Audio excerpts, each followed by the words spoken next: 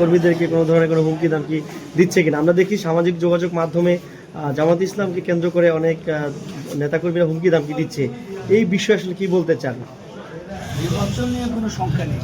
আমরা আশা করি এই সরকার সুষ্ঠুভাবে নির্বাচন সম্পন্ন করবে। আমরা সরকারকে এই বিষয়ে দায়িত্ববান মনে করি, আস্থাবান মনে করি। যে কথাটা আপনি তুলেছেন, নির্বাচনী মাঠে ময়দানে কোনো সমস্যা হচ্ছে কিনা, সমস্যা হচ্ছে, কোনো সত্য কথা।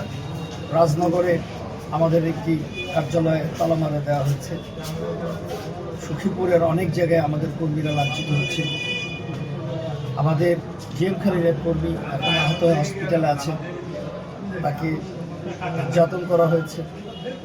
এগুলো চলছে, হুমকি ধামকি চলছে। বক্তব্য এরকম যে নির্বাচনের পর তত বাড়ি ঘরে থাকতে দিব না। দেখা যাক কি দাঁড়ায়।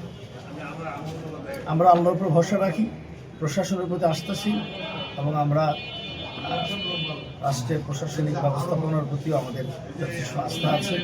আমরা মনে করি ধৈর্যের সাথে মোকাবেলা করলে এগুলো আমাদের জন্য কোনো সমস্যা হবে না ইনশাআল্লাহ। কিছু জায়গা থেকে পোস্টার আপনাদের নামানো হয়েছে, সেক্ষেত্রে বলা হচ্ছে যে আপনারা নাকি প্রত্যাহার করে নিয়েছেন, নির্বাচন করবেন। এটা একটা অপকৌশল, আমার বিরোধীদের একটা অপকৌশল। আমরা অপপ্রচার, আমরা নির্বাচনী আইন মেনে তফসিল ঘোষণার পরে আমাদের ফেস্টুন ব্যানারগুলো নামিয়ে ফেলেছি। আপনারা এখনও যদি দক্ষিণ তারাবনিয়ার 2 নম্বর ওয়ার্ডে যান, আমি এই এক স্পেসিফিকলি বলছি, সাংবাদিক ভাইয়েরা যদি এখন ইন পয়েন্ট ইন টাইম আপনারা ভিজিট করেন, আপনারা দেখবেন অনেক প্রার্থী, বিশেষ করে একজন প্রার্থীর নির্বাচনী প্রচারণা, ফেস্টুন, ব্যানার, বিলবোর্ড সবই আছে। এখন ওনারা আইন মানেন নাই, উল্টো প্রচারণা দিচ্ছেন।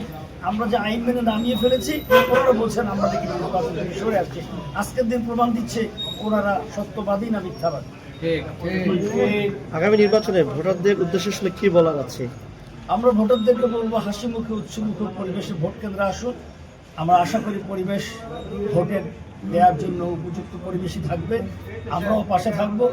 জনগণ ঐক্যবদ্ধ থাকলে এবং তাদের কাঙ্ক্ষিত ফলাফল পেতে চাইলে তাদেরকে দৃঢ়তার সাথে এগিয়ে আসতে হবে।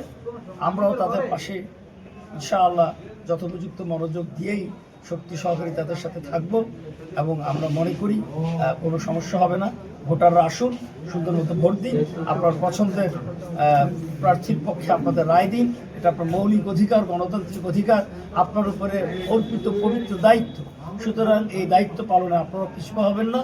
আমরা বলবো সবাই আসুন। আপনি আমাকে পছন্দ না করুন, যাকে পছন্দ করুন তাকেই ভোট দিন, কিন্তু ভোটদান থেকে বিরত থাকবেন না। এটা আমাদের ঝুঁকিপূর্ণ কোনো কেন্দ্র আছে কিনা যেখানে আসলে মনে হয় যে যেখানে ঝুঁকি থাকতে পারে নির্বাচনে? বেশ কিছু জায়গায় ঝুঁকিপূর্ণের মধ্যে কাছিকাট হলো অন্যতম। আমরা কাছিকাটের জন্য পুলিশ ফাঁড়ির জন্য প্রশাসনকে অনুরোধ জানিয়েছি।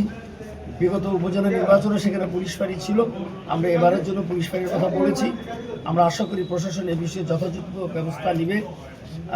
খুবই ঝুঁকিপূর্ণ হলো কাছিকাটার কয়েকটি কেন্দ্র।